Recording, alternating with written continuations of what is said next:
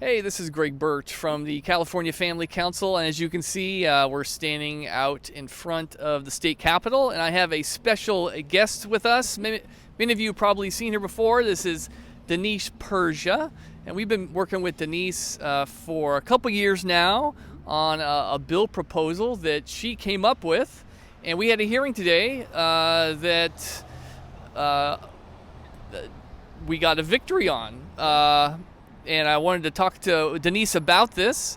Denise, why don't you give us a little feelings? The bill that we were hearing today in the Senate Education Committee is SB 217. This is a bill that would have required sex ed to, that is taught in public schools here in the state to be put online for easy parental access.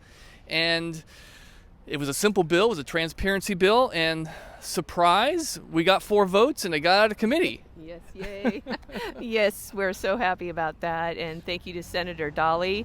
And of course, thank you to Senator Morell, who authored the original bill, SB 673.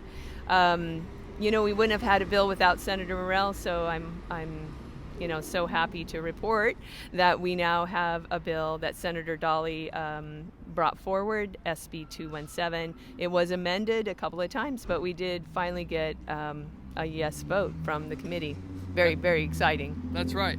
And Denise did something that most people can think impossible. She thought up of a bill idea from her own experience in her own school district. She had a hard time getting a hold of the sex ed curriculum. The school district didn't want to show it to her, and it was a pain in the neck. But she finally did see it, and it was a lot more graphic and inappropriate for her young elementary school age twins in 5th grade that she wanted. And she goes, "Why is this so hard to see? And I should write a bill." And and she did. Well, what actually happened? Well, it was suggested to me by somebody, and when they first told me about it, I thought, well, can I do that? And they said, well, yes, you can. And I said, okay, well, I'll give it a try and see how it goes. And so I wrote a proposal. It's been, I think, a couple years now, and then walked it around the Capitol. And we got an author, which was Senator Morell, the original author of the bill. That's right. And it didn't pass because a lot of, I believe, misinformation about the bill.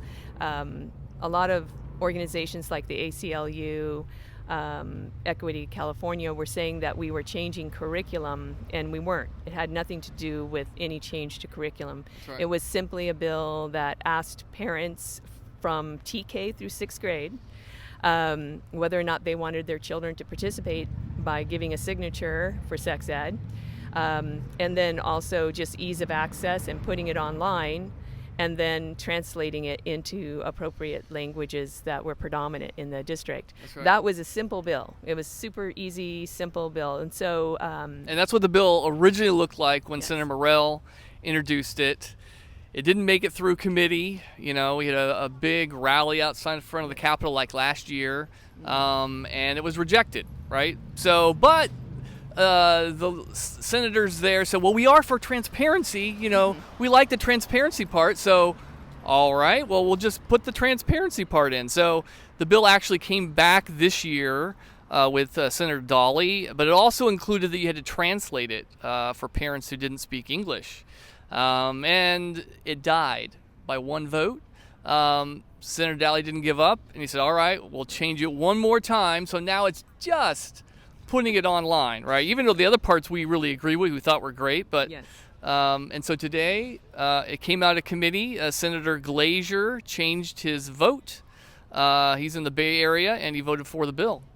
Even though the ACLU, Planned Parenthood, NARAL, which is a very pro-abortion organization, all came out against it. So that's a big deal when a mother without any political experience started something that ended up really defeating so far Planned Parenthood, the ACLU, and NARAL. So I think you should congratulate yourself. I mean, the bill obviously hasn't been signed by the governor. No, no, it hasn't. It has a long ways to go. It's going to go to the Appropriations Committee, and I don't know what will happen to that. But I asked parents to continue to support this bill. Many parents have across the state. Remember, originally we got more than 10,000 letters of support.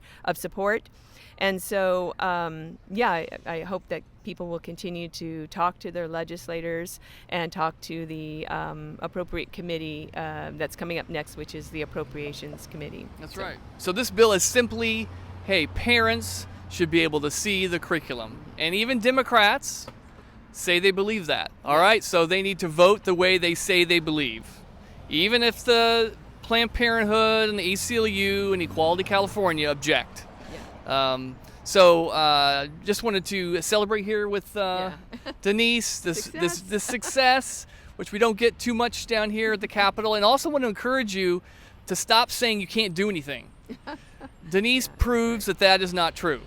She was tenacious, and she was really tenacious, right? She would not give up, and that's what it takes. And it's been several years before her first victory. Well, what if thousands and thousands of parents did the same thing that Denise did?